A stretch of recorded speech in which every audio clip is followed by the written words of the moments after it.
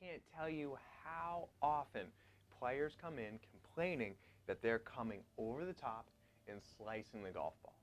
It's probably one of the most common things that golfers of all abilities deal with, especially newer golfers, is being able to get the club onto the ball powerfully and efficiently. And coming over the top is a surefire way to make sure that that doesn't happen. So if we know that coming over the top is bad, we want to know how can we fix it. But first we need to understand what it is. And coming over the top is simply missing the slot.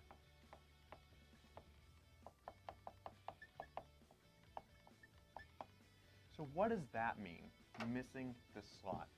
Well, if we look at a player, when they set up to the golf ball and they take their club back, the slot is the most efficient way for this club to come back down onto the ball. And a simple way of thinking about it is if I were to come, say, halfway back, we want the shaft of the club to be pointed down toward the ball, toward our target line.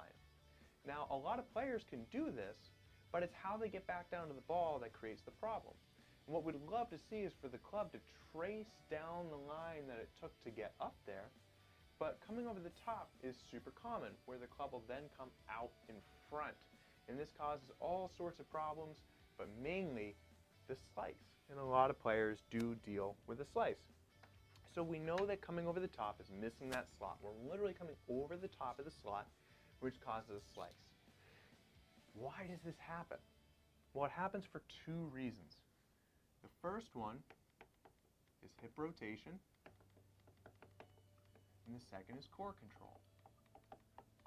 Simply put, players who come over the top tend to struggle with their sequence in transition and their ability to clear through impact. So really quick, what is sequence? Well, sequence, if you think of, say, a baseball pitcher throwing a ball, they pick up their leg, they turn, they wind up, they release that ball. They're going leg, core, arm, ball. In that order, leg, core, arm, ball.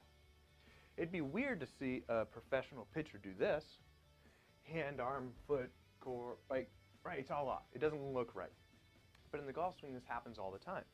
We'd love to see lower body, core, arm, club, but most of the time, that sequence is off.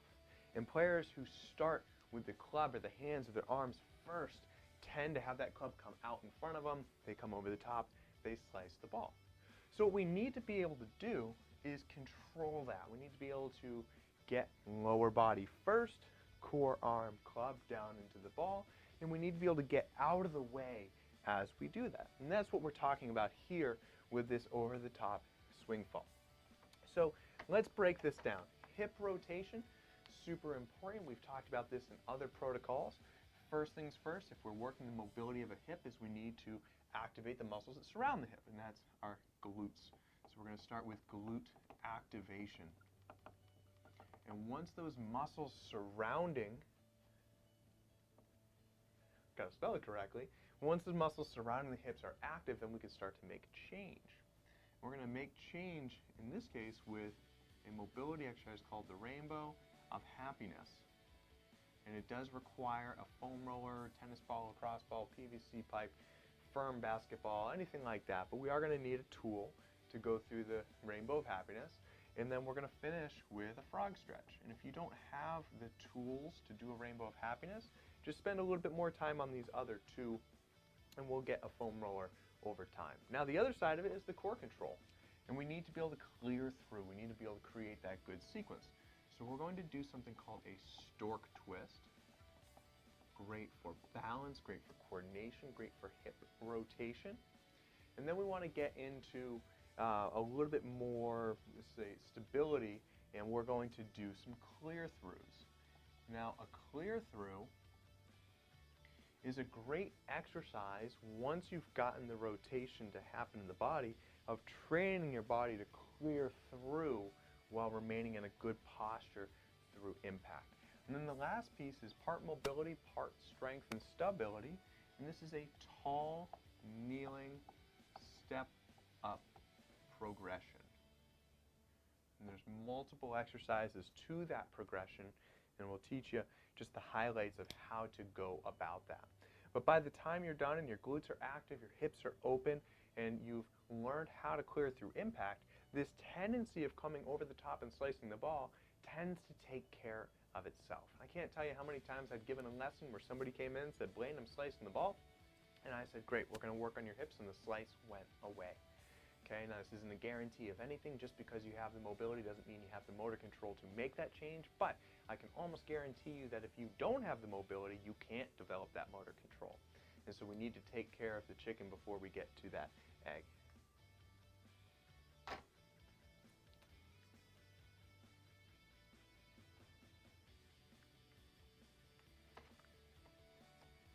And I can't begin to tell you how many times I've had a lesson where somebody came in and said, "Blaine, I'm coming over the top and slicing the ball." And I said, "Great, we're going to work on your hip mobility, sequence, and clearing."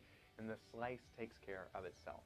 Because once you improve your hip rotation and core control, you're not going to default to this over-the-top move. We're going to cut that part out too. I can't tell you how many times somebody came in for a lesson and they said, "Blaine, I'm slicing the ball." I took a look at their swing and said, "Well, that might be true, but that's not your problem. Problem is you don't have hip rotation. You can't clear through the shot. No matter how many drills we work on, you're not going to be able to fix this until we get to the root cause of it."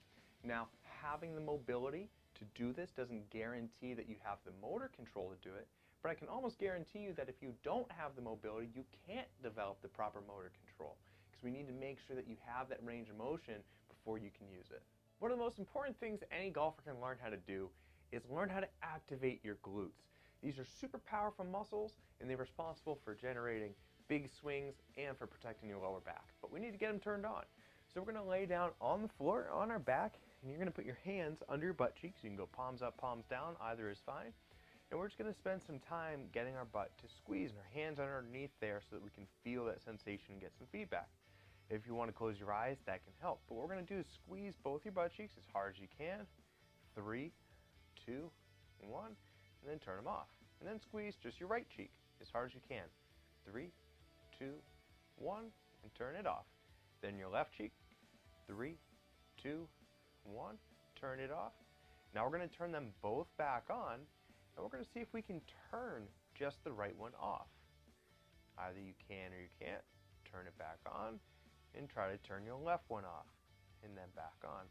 And this will be one cycle, and you can go through this as many times as you need to until your butt is contracting nice and strong. For this mobility piece, called the Rainbow of Happiness, you're going to need some kind of mobility tool, like this foam roller, or you can even get creative and use something like a firmly inflated basketball. But the area that we're going to be working is around this bony part of your hip, okay? So if you find that bony part of your hip, we're going to be working around it in this rainbow-shaped pattern. And the idea is we're going to apply pressure to that area on the roller, forward, backward, side to side, contract your butt, relax, breathe, spend some time moving your leg, and you slowly work yourself from the outside, kind of behind the pocket, down, around, and back up. Each side should take you about 3 to 5 minutes, breathing the whole way. Let's demonstrate a little bit here. So here I am on the roller on the side of my body. I'm going forward and backward, and then I'm going to stop on a spot, and I'm going to go side to side. I found a tight spot right there. I'm going to squeeze my butt on it. I'm going to go 3, 2, 1, relax, and then scrub it up by moving my leg, trying to let the roller go deep.